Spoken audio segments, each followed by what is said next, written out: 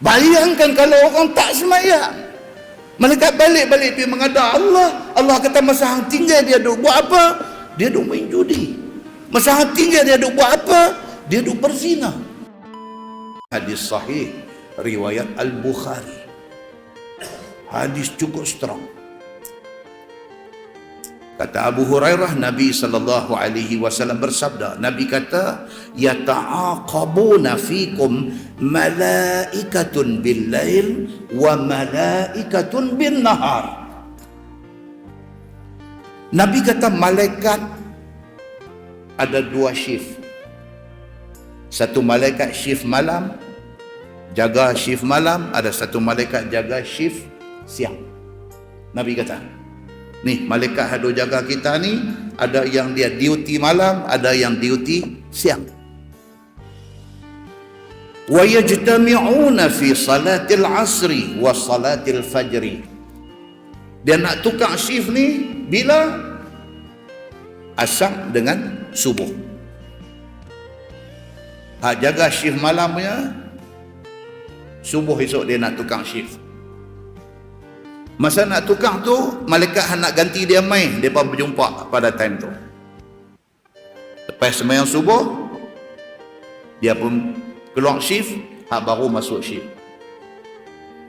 Dia kerja sampai waktu asar, dia shift siang ni. Saat lagi siang, berjumpa pula dengan kawan hak nak ambil shift malam ni. Ia jitami'un, mereka berjumpa di situ, di waktu asar. Lepas sembahyang asar, dia pun balik, hak baru main ambil alih pula kerja. Siapa cerita ni? Nabi SAW cerita. Sahihkah hadis ni? Hadis ini riwayat Al-Bukhari. That's it.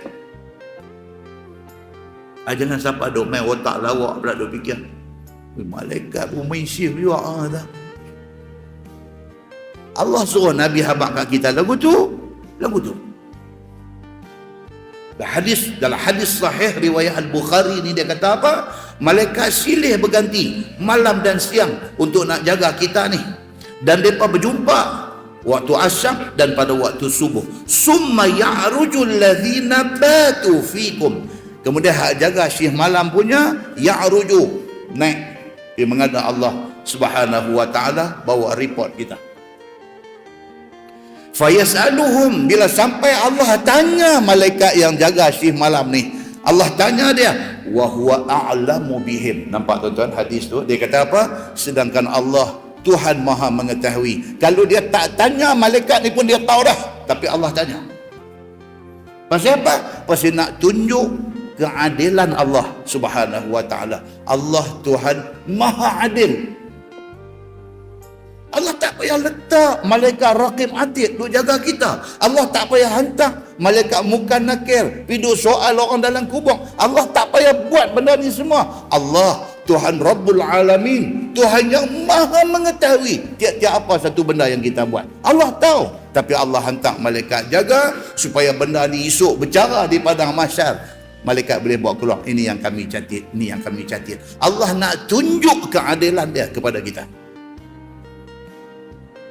Maka bahasa hadis ni dia kata apa? Malaikat yang bertugas shift malam ni, bila subuh esok, dia fly pergi menghadap Allah Subhanahu wa taala. Bila sampai di depan Allah, Allah tanya kepada malaikat yang jaga shift malam ni, wa huwa a'lamu bihim, sedangkan Allah Tuhan Maha mengetahui. Dia tak tanya pun dia dah tahu.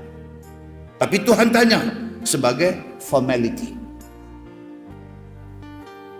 Kaifa taraktum ibadi? Tuhan tanya kepada malaikat yang habis shift ni. Tuhan kata, masa hang tinggal hamba aku tadi, apa dia duk buat? Fayaqulun, jawab malaikat ni semua, taraknahum wa hum yusallun. Malaikat kata, masa kami tinggal tadi, nak tukar shift tadi, mereka duk semayang. Malaikat kata, mereka duk semayang tadi. Wa atainahum wa hum yusallun. Demikianlah saat lagi masuk shift, masuk waktu subuh, mereka duk semayang. Allahu Akbar tuan-tuan. Semayang ini rupa-rupanya menjadi satu bukti taat kita kepada Allah Subhanahu wa taala. Bayangkan kalau orang tak semayang, Malaikat balik-balik pergi menghadap Allah. Allah kata masa hang tinggal dia duk buat apa? Dia duk main judi. Masa hang tinggal dia duk buat apa? Dia duk berzina. Masa hang tinggal dia duk buat apa?